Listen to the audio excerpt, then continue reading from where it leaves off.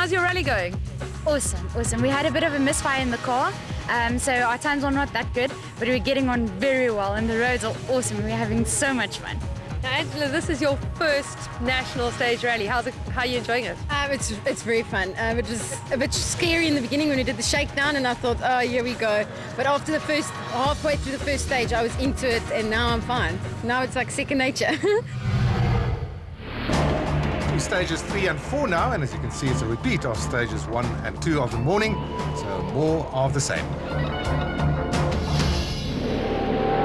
So Zulu and Peskins continue where they left off, putting the marker down. And look at that car, looks like a carnival on wheels on the way to Drumduruk. Watch out for Invernetti, he's been holding up a few of the cars out there.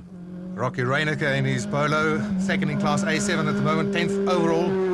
He's trailing Gugu Zulu by 1 minute and 12 seconds. In fact, it's going very slowly, so I don't think he's going to see the end of the stage. If he does, well, indeed, he's already lost 2 minutes to Gugu Zulu. Charles Conradi in his Auris, second overall currently, trailing Zulu by 8.9 seconds, but leading Class S1600 by 11 seconds. He is flying. No doubt about that. What will he put in at the end of the stage? Let's have a look at the Total Evolution car. Trot Kutsia in that Rudex, and they're still in the mix as well, and looking pretty cool at this stage of the game. Haig Smith in his Fiesta.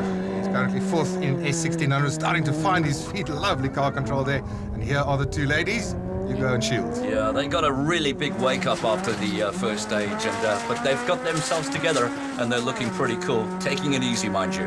As they said after the first two stages, Steve, still on a steep learning curve, and I'm sure they will be better as the season progresses. Here's Megan Verlaak and Lorraine Duplessis in their Vivo, the VP Ultimate Vivo. Second in S1400, but almost 1.5 minutes off the pace. On board with them right at the moment, so we can see how tight these roads are. Really tight, twisty bits. Yeah, I wouldn't want to be out there myself, to be honest with you. And of course, also a new pairing this season. Here's Ian Young in his Yaris, third in S1400, about 5.2 seconds behind Verlaak. As we go to Guy Bottrell now in the Runex. 26 and a bit behind class leader Conradi at this point. That difference will stretch. Warner Janssen van Rensburg in the Vivo, followed by Christoph and Celeste Snyders in the Polo. Third in S1600 after 4 stages. Very well done. Unfortunately for Ladakhan and Jordan, the leaders in the S14, they retired on this stage.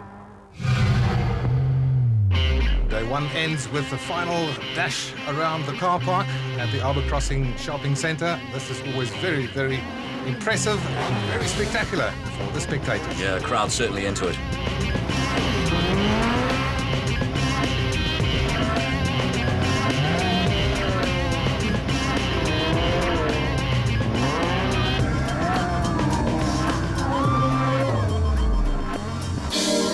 So fantastic nighttime action. Right now, Gugu Zulu and Peskin still lead the charge. A big battle, 13 seconds between 2nd to 5th place, and then coming up in 6th position. Solid placing by Guy Bottrell. I think the ladies will be happy in 8th ahead of Trent Western. Day 2, and this is the important day on any event. We go to stages 6 and 7.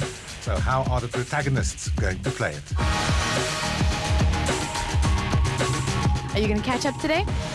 I am going to try. Unfortunately, we had a slight mishap in the tar stage last night. I was leading the class, and I went from 1st to 3rd.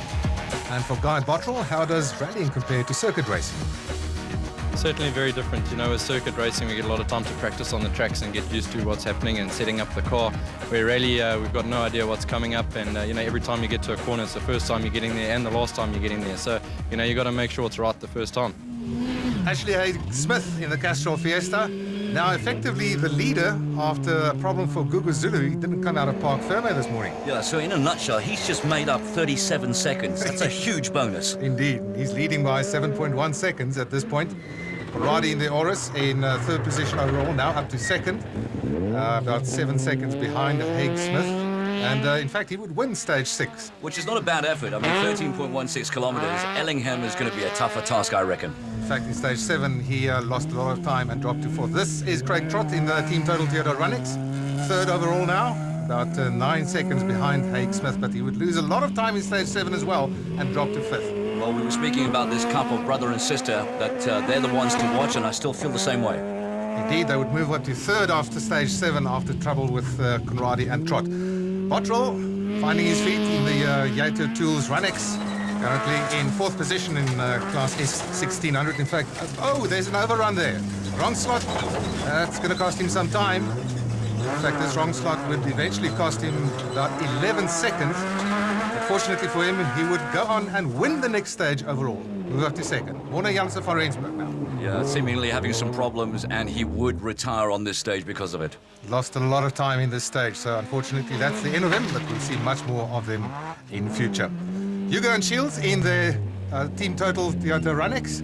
Certainly not disgracing themselves at the moment, running in the midfield in class S1600. It just goes to show, though, consistency is vital. And if we think about what happened to Zulu, well, these girls are still in it, and we're on board with them right now. The old adage, if you want to win it, you've got to finish first.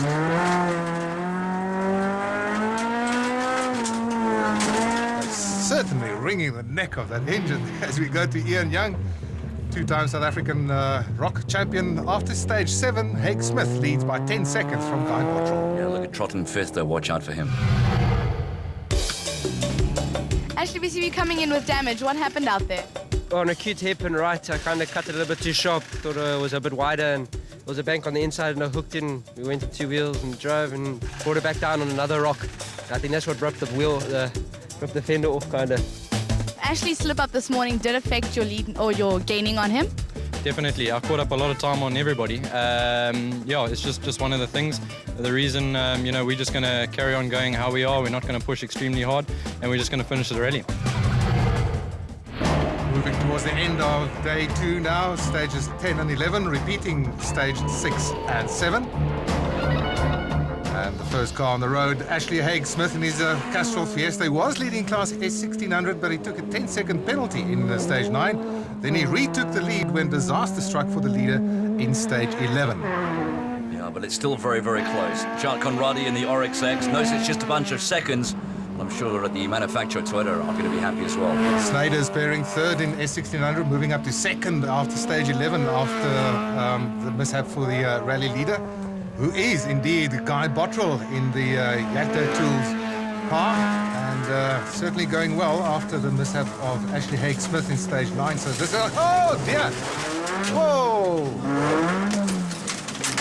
Fortunately, a slow roll for the two of them there, but I'm sure that they must be absolutely distraught by that. Ellingham taking no prisoners again.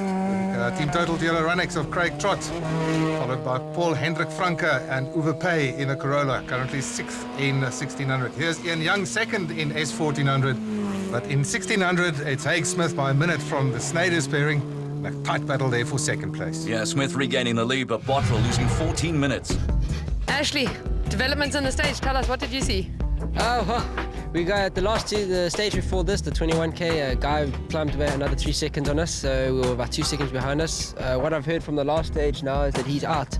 Well, he's not out, he's just on his side, so we're hoping that he can get back on the wheels and finish. At least he'll get a good position, but it was a tough battle. The guy, he's really got talent there. Guy, not looking very happy at the moment. No, not at all. We're doing pretty well. I think we were winning the rally. And we had a cute hairpin right, and we did everything right. We came around the corner, I pulled the handbrake to slide the back around, and the cars had dug a deep trench, and the back just got into it, and the car just rolled over very, very slowly. I mean, we were talking while the car was rolling over. So there was no damage on the car, just a broken window, but we couldn't roll it back over, and eventually, after 21 minutes of persevering, we got it back over onto its feet again. But, it was a pathetic crash, really, to ruin the whole day. Final 2 gravel stages of the day now. The scene is set for a fantastic battle behind Ashley Haig Smith for 2nd position between the Snyder's pairing and the charging Chart Conradi. This is Haig Smith. 13.03 kilometers of twisty, windy, loose gravel. It's going to be a nightmare. Well, he's got a comfortable lead at the moment, but this man is on a charge. It's Chart Conradi in the Oris. He won stages 10, 9, 11, and 12, and 13, in fact. Move up into 2nd position ahead of these two. Christophe and Celeste having a really good rally so far. As does Craig Trott in the Team Total Toyota Runex in a steady 4th position. Franken and Pay in the aging Corolla, 6th in class S1600 at the moment. And the only remaining competitor in S1400 after Ian Young retired in stage 11, Megan Verlaque and Lorraine Duplessis. Yeah, 7th overall after 12 stages, so they're still on a mission and they're still going well. And going well, Clint Weston and Sean Fisher in their Runex. So the final stage, once again, the 1 kilometre dash at Arbor Crossing. Thousands of South Coast fans came out, all the residents, to watch this really great highlight of a fantastic rally.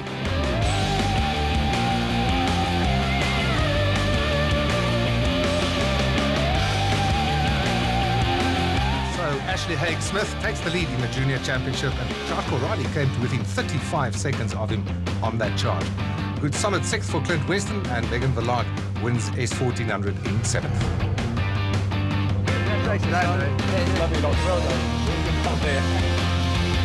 Ashley, you just won the Super 1600. How does it feel? It feels again flipping awesome, eh? So no, yeah, really ecstatic. It feels like my first win, like I did when I was in A5 at Super 1400. So no, I'm really happy. I can't be happier. Now, Lorraine, this was your first rally. Yes, I've done some regionals, but this was my first national and my first drive with Megan. So how was it? It was good. She's very, very fast, very clean. It was nice. And Megan, how was your day today? It was better than yesterday, but I still have a lot of room for improvement. So we'll see where we go. And Cecil hopefully I get to learn a bit more and be a bit quicker. A big congratulations to Ashley Haig-Smith for winning the junior championship. Very good rally with a lot of excitement, but unfortunately that is all the action we have for Natal. Join us again on the 15th and 16th of April as we head on down to Mpumalanga for the Cecil rally.